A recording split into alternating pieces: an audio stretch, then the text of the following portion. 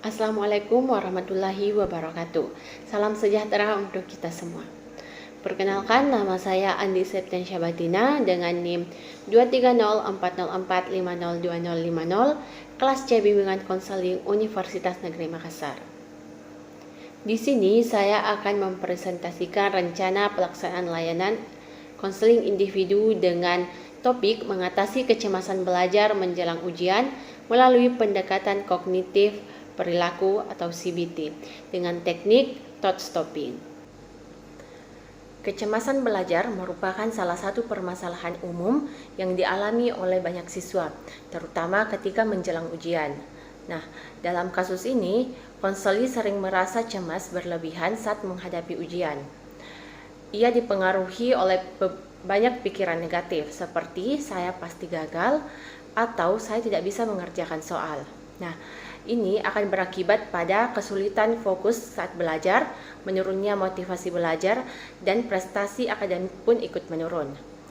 Melalui pendekatan kognitif behavior terapi, konselor berusaha membantu konseli menyadari bahwa pikiran negatif berpengaruh langsung terhadap emosi dan perilaku belajar. Teknik yang digunakan yaitu teknik thought stopping. Teknik ini membantu konseli menghentikan pikiran negatif dan menggantinya dengan pikiran positif yang lebih rasional. Kemudian, adapun rencana konseling ini memiliki 4 tujuan utama. Yang pertama, yaitu membantu konseli mengenali pikiran negatif yang memicu kecemasan belajar.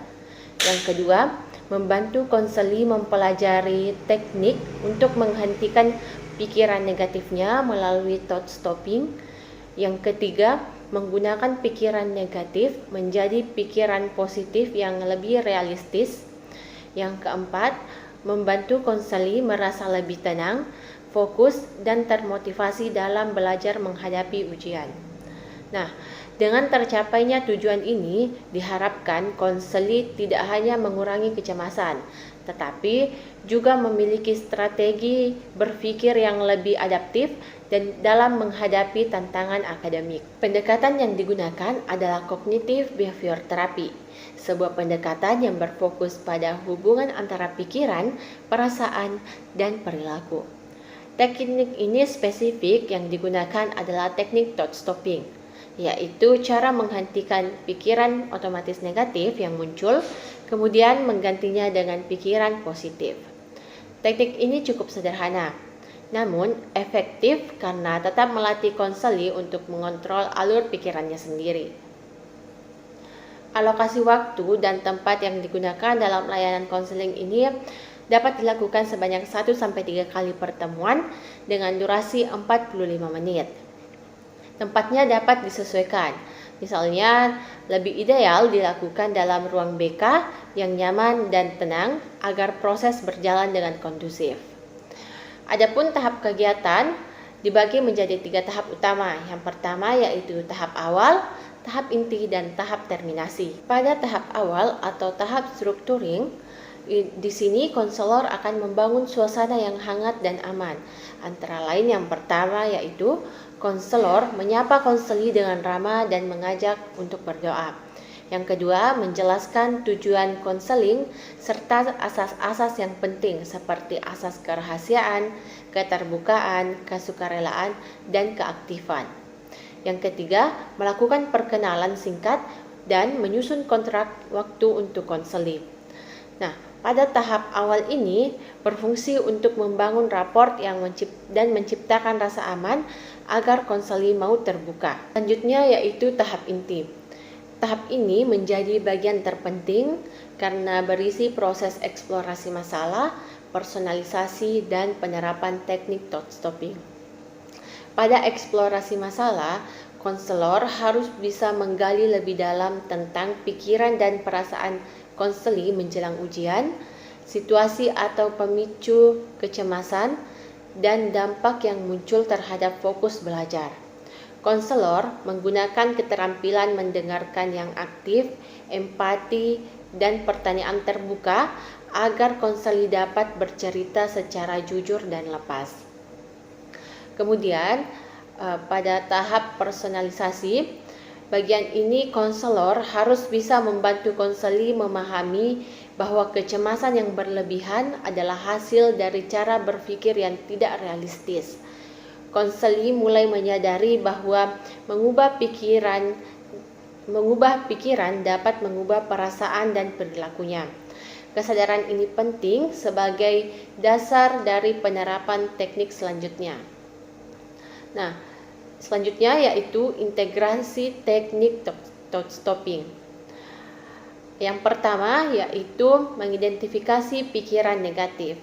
Konseli diminta mengenali pikiran otomatis seperti saya tidak mampu atau ujian ini terlalu sulit, lalu disuruh untuk mencatatnya. Yang kedua, memberikan sinyal untuk menghentikan pikiran. Saat pikiran negatif muncul, konseli diajarkan untuk memberi peringatan tegas pada dirinya. Misalnya, mengucapkan kata stop atau menepuk meja dengan ringan. Yang ketiga, mengalihkan perhatian. Setelah menghentikan pikiran negatif, konseli diarahkan untuk mengalihkan fokus ke hal yang lebih positif. Misalnya, menarik nafas dalam-dalam, menghitung mundur, atau memikirkan hal-hal yang lebih menyenangkan. Yang keempat, yaitu mengganti dengan pikiran positif. Nah, bersama konselor, konseli ini menyusun pernyataan baru yang lebih rasional, seperti dari kata saya pasti gagal menjadi saya sudah belajar, saya bisa berusaha dengan baik. Atau dari kata saya tidak mampu menjadi saya punya kemampuan dan tinggal saya harus fokus. Nah, pada tahap kelima yaitu latihan berulang, di mana konseli di sini diminta untuk melatih teknik ini secara rutin dan menulis hasilnya dalam catatan kecil. Kemudian mencatat kapan pikiran negatif muncul dan bagaimana ia mengatasinya. Yang terakhir yaitu tahap evaluasi awal. Di sini konselor menilai sejauh mana konseli mampu menerapkan teknik tersebut dan memberikan penguatan positif atas setiap kemajuan kecil yang dilakukan oleh konseli. Yang terakhir yaitu tahap terminasi. Nah, pada tahap ini konselor dan konseli menyimpulkan hasil pertemuan, membahas tentang kemajuan yang dirasakan, serta menyusun tugas rumah untuk melatih thought stopping secara mandiri. Nah, konselor kemudian memberikan motivasi aktif agar konseli semakin percaya diri dalam menghadapi ujian dan menutup sesi konseling dengan doa bersama. Selanjutnya yaitu rencana evaluasi. Evaluasi dilakukan dalam dua bentuk. Yang pertama yaitu evaluasi proses yang meliputi keterbukaan konseli saat menceritakan masalah, keaktifan dalam latihan thought stopping, dan kemampuan menyusun pikiran positif alternatif. Tahap yang kedua yaitu evaluasi hasil yang ditandai dengan berkurangnya frekuensi pikiran negatif, peningkatan rasa tenang dan percaya diri, serta konseli mampu berkomitmen menerapkan teknik thought stopping secara mandiri dan konsisten.